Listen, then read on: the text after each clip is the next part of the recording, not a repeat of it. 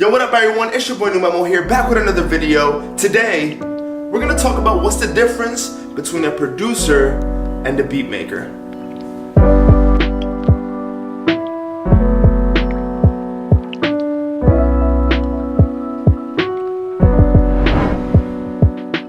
Alright guys, so it's Sunday morning. Last night I was actually over at my boy Greg's place. He had a poker night and obviously, as expected, I killed it. Doubled how much I started with, so it was only $5 we started with. I ended up with like $9.75 at the end of the night.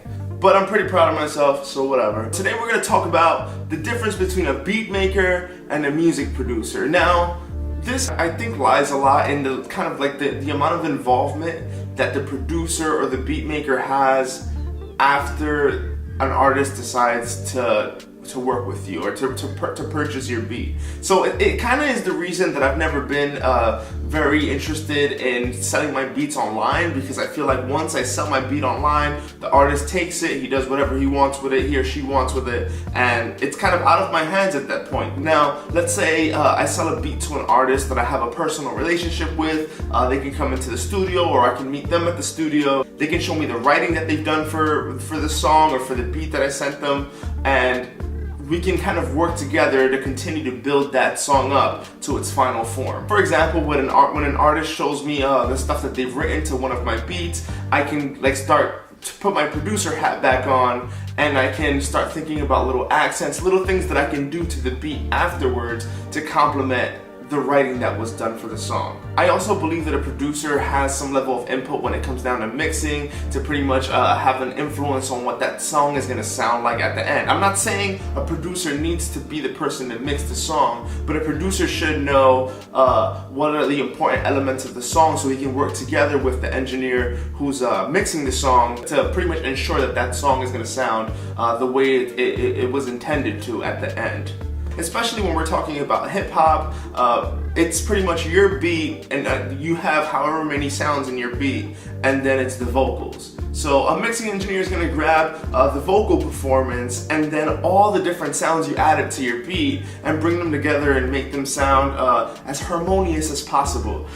So yeah, I think that a producer needs to be able to have involvement in that process, and it's not just kind of like putting the sounds together to make the beat. It's about being involved in that process until the song gets to its final form. And that's not to say that someone who does serve as a beat maker or does serve as a producer can't switch hats at one point for some particular project or a particular song. Let's say at one point you do send a beat to someone and you kind of let go of the production process. From that point, then for that song you served as a beat maker. But then let's say that you do make a beat for an artist that you closely work together with, and you're involved in the whole creation process, from making the beat to, you know, even in the vocal recording process, any accents that you had from a production level later, if you work together with the engineer to make sure that the mix and the master comes out the way it needs to be. That's what an actual producer is, someone who kind of takes control through the full production stage of a song.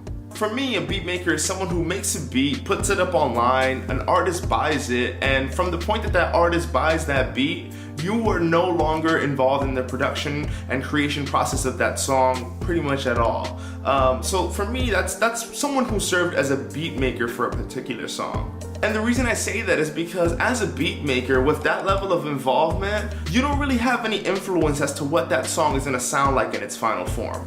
And to me, that's kind of like what makes the difference between a producer and a beat maker. And partially why I've always been uncomfortable with selling my beats online, because I'm kind of a control freak and I want to be proud of what it sounds like when it's done and released for everyone to listen to. I also want to say that there's really no real like better one to be. I think it's a very personal preference. Like, some people don't like being involved in the songwriting and the mixing process and all that.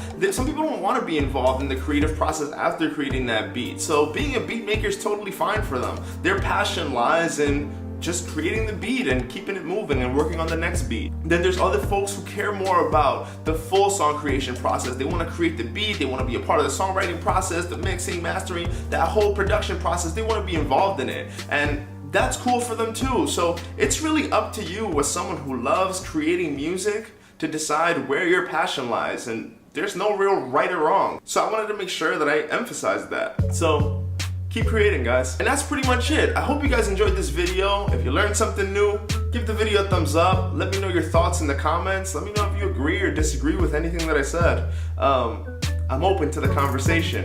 And yeah, subscribe to the channel. Stay updated on all my releases. If you want, hit that little bell icon. That way you get alerted or notified on your phone as soon as I upload. Always remember, create with what you have. You don't need much. And peace out, guys.